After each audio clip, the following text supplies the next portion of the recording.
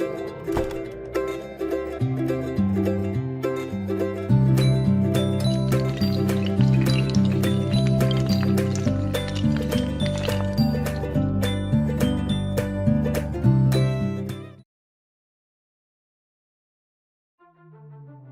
18 tháng 4, Bắc Kinh tiếp tục leo thang các hành động ngang ngược trên Biển Đông, với tuyên bố phê chuẩn thành lập trái phép hai đơn vị hành chính cấp huyện, hòng quản lý các quần đảo Hoàng Sa và Trường Sa của Việt Nam. Trung Quốc nhằm nhe bành trướng chủ quyền Biển Đông thì ai cũng rõ, nhưng việc Trung Quốc lựa chọn thời điểm này đưa ra tuyên bố như vậy liệu có ý đồ gì? Chúng ta có thể thấy trước những khó khăn về dư luận trong nước, buộc Trung Quốc phải đẩy mâu thuẫn ra bên ngoài để hướng lái sự chú ý của dư luận. Trung Quốc đang phải xử lý những mâu thuẫn dư luận liên quan đến đại dịch Covid-19, cùng với các vấn đề phục hồi kinh tế và đời sống nhân dân. Các lãnh đạo Trung Quốc rất cần điều hướng dư luận.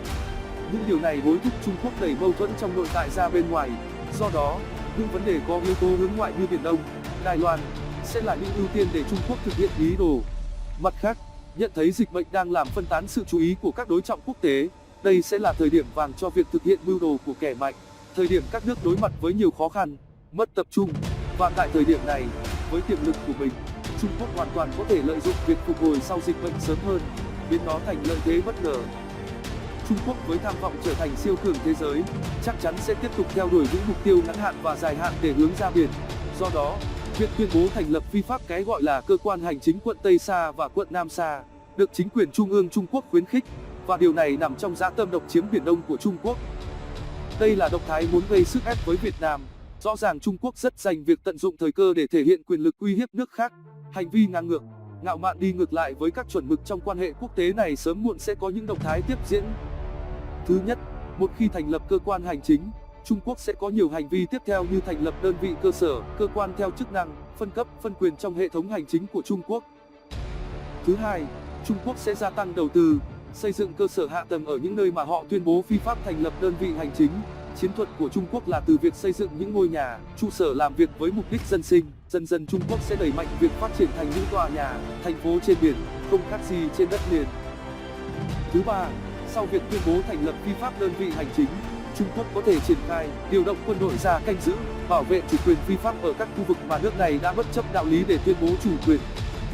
Thứ tư, một khi đã đặt được đơn vị hành chính ở những nơi mà nước này tuyên bố chủ quyền phi pháp, Trung Quốc sẽ mở rộng việc xâm lấn các đảo đá khác ở Biển Đông, gia tăng hiện diện về quân sự của nước này trên biển. Sau động thái này, chắc chắn Trung Quốc sẽ có nhiều hoạt động tiếp theo ở hai khu vực đã tuyên bố chủ quyền phi pháp.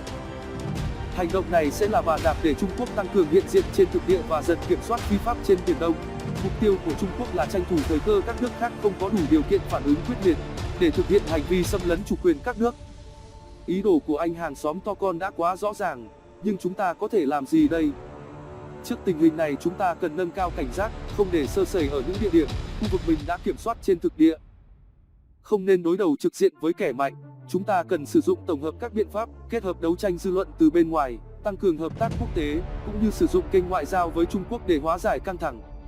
Trung Quốc sẽ tiếp tục thực hiện các động thái gây hấn, gia tăng ảnh hưởng trong khu vực, phục vụ cho mưu đồ nuốt trọn Biển Đông của Bắc Kinh. Do đó, Việt Nam phải sẵn sàng các biện pháp để phản ứng một cách kịp thời, đồng thời kêu gọi sự ủng hộ của cộng đồng quốc tế. Vì rõ ràng những động thái này của Trung Quốc là phi pháp, chắc chắn dư luận quốc tế sẽ lên án.